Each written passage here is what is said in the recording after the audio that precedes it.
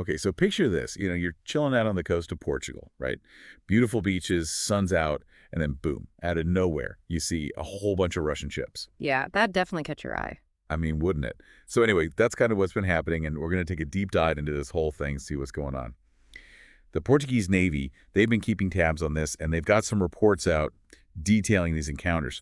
What we know so far is since December 31st, they've spotted 5 Russian ships.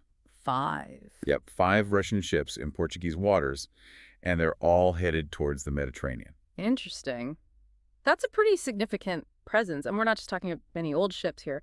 The Portuguese Navy identified a landing ship, the Alexander Chabalin, Okay, a landing ship. right, and 3 logistical support vessels. Those are named the Baltic Leader, Spartatishes, and General Skobilu. Gotcha, so a landing ship, some support ships, sounds like a fleet. It does, doesn't it? But here's the thing. The 5th ship they spotted, that's the one that really raises some eyebrows.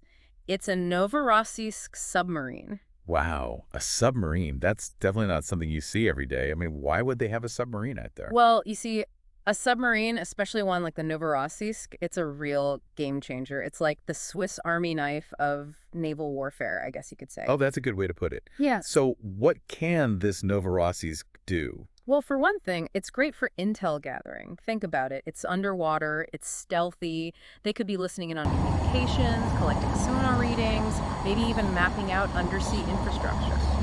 Like spying.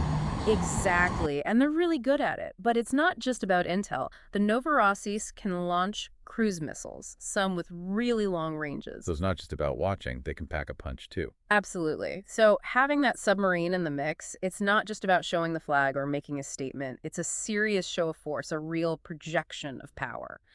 Right, makes sense.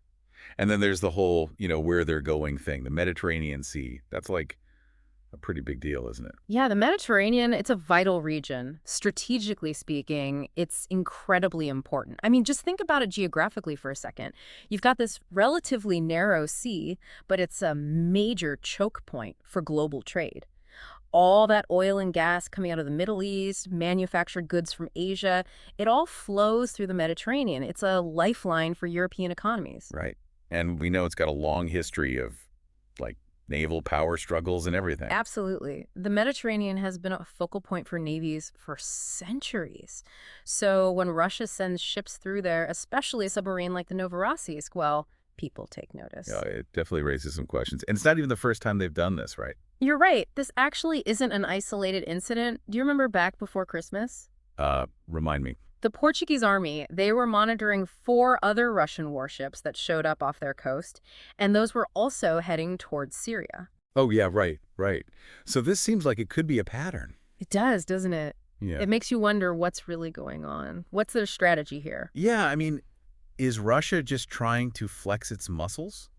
Are they reacting to something specific? Or is there some bigger plan at play? That's the million-dollar question, isn't it? I don't think anyone has a definitive answer right now. But there are a few things to consider. Tensions between Russia and NATO, those have been pretty high lately. Definitely. And of course, you've got the ongoing conflict in Syria. Russia has a big military presence there, and they've got a vested interest in protecting their assets and influence in that region. Right. So this increased naval activity, it could be a way of sending a message, a reminder of their military capabilities and their global reach.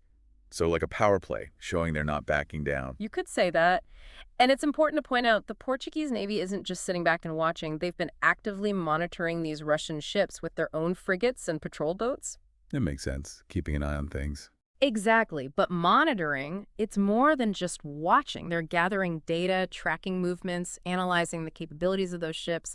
They're trying to understand what Russia's up to, maybe even anticipate their next move. It's all about maintaining awareness and ensuring their own security, which is especially important when you have a submarine with the potential of a Novorossiysk out there.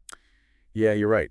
So to put a bow on all this, we've got a fleet of 5 Russian ships, including that very capable Novorossiysk submarine that had been hanging out near Portugal, heading towards the Mediterranean. Yep, that's the situation. And it's not just a one-time thing, it's happening more and more. Yeah. Definitely gives you something to think about next time you're planning a beach vacation, huh? Yeah, that's for sure. But it also raises some bigger questions. Is this just a temporary increase in activity, Or are we seeing a more permanent shift in Russia's naval strategy? Is this how they're adapting to the changes happening on the world stage?